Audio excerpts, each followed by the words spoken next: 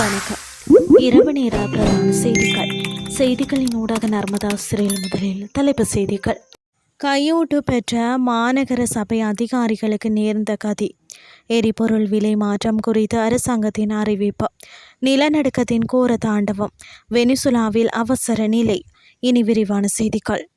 காலி மாநகர சபையை சேர்ந்த 2 அதிகாரிகள் ரூபாய் 5000 லஞ்சம் கோரிய மற்றும் பெற்ற குற்றச்சாட்டின் பேரில் கைது செய்யப்பட்டுள்ளனர். குறித்த கைது நடவடிக்கையானது லஞ்சம் அல்லது ஊழல் குற்றச்சாட்டுகளை விசாரிக்கும் ஆணைக்குழுவின் அதிகாரிகளால் இன்று மேற்கொள்ளப்பட்டுள்ளது. ஒரு வன்பொருள் கடையில் விளம்பர பலகையை வைத்ததற்காக மாநகர சபைக்கு செலுத்த வேண்டிய வரி தொகையை பதிவு செய்யும் ஆவணத்தை வழங்குவதற்கு ஈடாக இந்த லஞ்சம் பெறப்பட்டதாக கூறப்படுகிறது. காலி மாநகர சபையின் வருவாய் ஆய்வு மையத்தில் வைத்த காலை சுமார் 8:50 மணியளவில் சந்தேக நபர் கைது செய்யப்பட்டதாக தெரிவிக்கப்படுகிறது. இந்த நிலையில் சந்தேக நபர் காலி நீதவான் நீதிமன்றத்தில் முற்படுத்தப்பட உள்ளனர். எரிபொருள் விலை மாற்றம் குறித்து இன்னும் எந்த முடிவும் எடுக்கப்படவில்லை என அரசாங்கம் அறிவித்துள்ளது. குறித்த அறிவிப்பை மின்சார மற்றும் எரிசக்தி அமைச்சர் அனுர கருணாதிலக இன்று நாடாளுமன்றத்தில் வெளியிட்டுள்ளார்.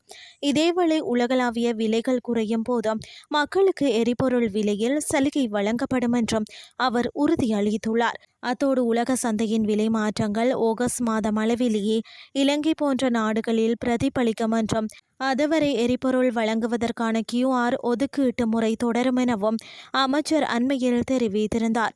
இலங்கை வழக்கமாக மாதாந்திர அடிப்படையிலேயே எரிபொருளுக்கான ஓர்டர்களை மேற்கொள்வதால் உலக சந்தை விலை மாற்றங்கள் உடனடியாக தாக்கத்தை ஏற்படுத்துவதில்லை என அவர் சுட்டிக்காட்டியிருந்தமை குறிப்பிடத்தக்கது. இனி வெளிநாட்டு செய்திகள்.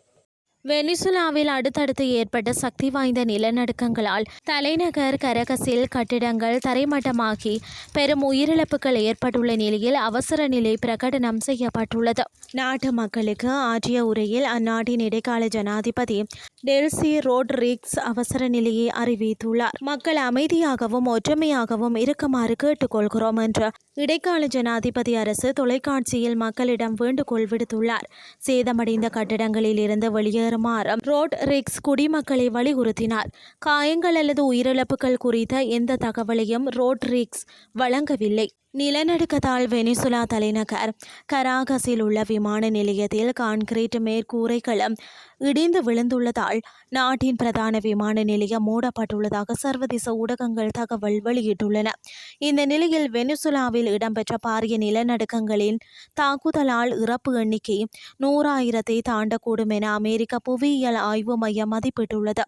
வெனிசுலா நாட்டின் புதன்கிழமை மாலை அடுத்தடுத்து ஏற்பட்ட 2 சக்தி வாய்ந்த நிலநடுக்கங்கள் பெரும் பேரழிவையும் அதிர்ச்சியையும் ஏற்படுத்தியுள்ளன. செய்திகள் யாவும் நிறைவடைகின்றது.